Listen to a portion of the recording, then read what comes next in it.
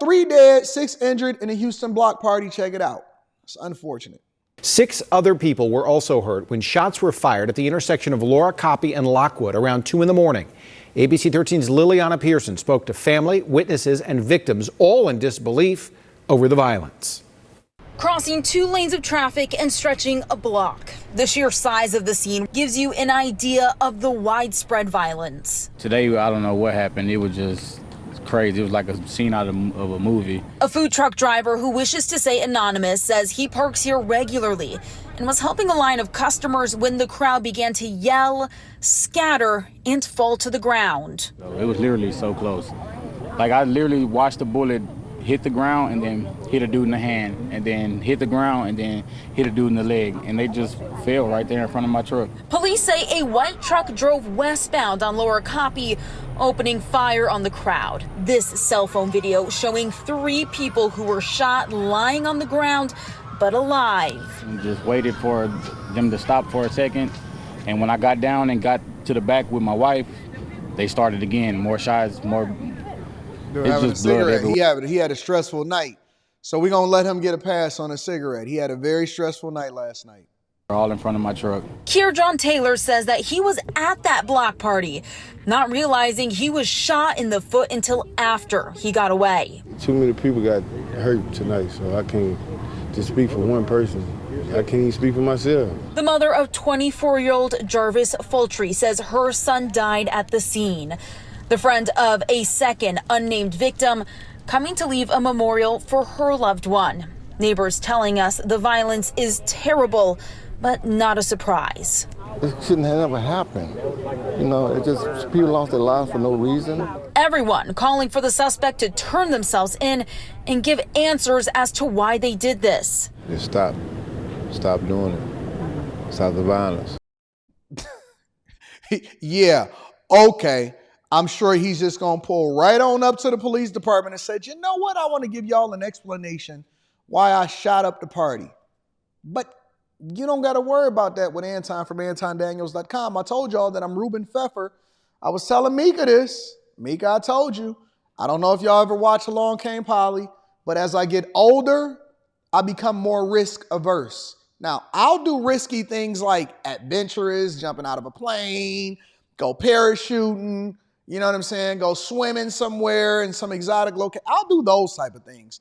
I feel more safe in an ocean where we haven't even discovered or explored like 63% of it, and we don't even know what monsters is down there, than I am at a block party going out there with people that look like me, because it's a higher chance and a higher probability that I won't come home. So block parties is out. No more block parties. I'm not interested. Don't invite me to your barbecue. I'm not pulling up. Them days is over. Told y'all. Anyways, outside of that, here in Detroit, this past Sunday, I wanted to wait and get all of the details, but a second shooting victim dies after a tailgate party prior to the Detroit Lions playing on Sunday. Check it out. We begin tonight with a tragedy compounded. Detroit police confirm a second person has died from the shooting at Eastern Market just after the Lions game. A candlelight vigil is set to start at 7 tonight to honor those 2 victims. Shooting police chief James White calls ridiculous. Yeah. Meantime, officials at Eastern Market say they plan to beef up security for the next Lions home game. Let's get to Shantae Passmore live for us there tonight. Shantae, bring us up to speed on where the investigation stands on this shooting. Devin and Kimberly, more than 24 hours after that deadly shooting, you can still see what's left over of this crime scene, including this police tape. And for Rayshawn Bryant, like so many people yesterday, this was supposed to be just another tailgate. Now families and friends are saying this all started over a parking spot. Rayshawn Bryant, known for being the life of the party, loved being a family man. That man was everything to me. Kanisha Harper shared a daughter with Bryant. The mother walked us through what led to the deadly shooting at Eastern Market during a Lions tailgate. From my understanding of what happened yesterday, some guys was fighting over a parking spot, led to gun violence. Detroit police. Let me say this, bro. I don't know what kind of ego y'all got an ego demon. It's an ego demon out here. Even online, where I'll be like, oh yeah, I walked away. It wasn't worth the confrontation. I didn't want to lose my freedom. I didn't want to catch no charges. So what? Somebody called me out of my name. Somebody said something negative to me.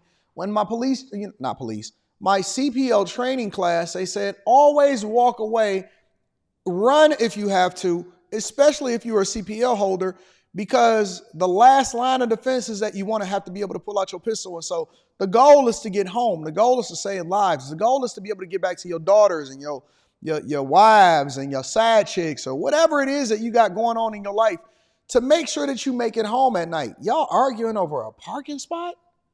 It was warm. It was nice. The music was playing. Everything has been going well. And y'all at a tailgate party arguing over a parking spot? Say a heated argument led to the shooting in Shed 6. Harper claims the dispute settled until the alleged shooter returned with a gun. Bryant's daughter just yards away in Shed 5. Police report the second victim also died. The identity still hasn't been released yet. Investigators say the alleged shooter is a CPL holder in his 30s.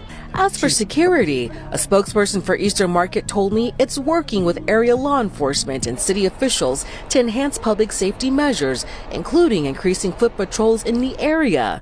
The rep says it's looking at its options, including the future of tailgating at Eastern Market. And Eastern Market is a phenomenal space. It's so beautiful. They have it's one of those markets where, they have music playing. They got restaurants over there.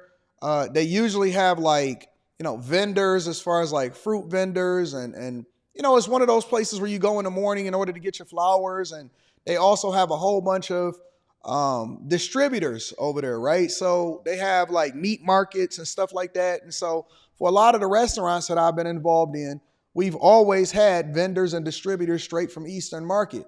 And so it's a really, really great place for families and people to go and stuff like that.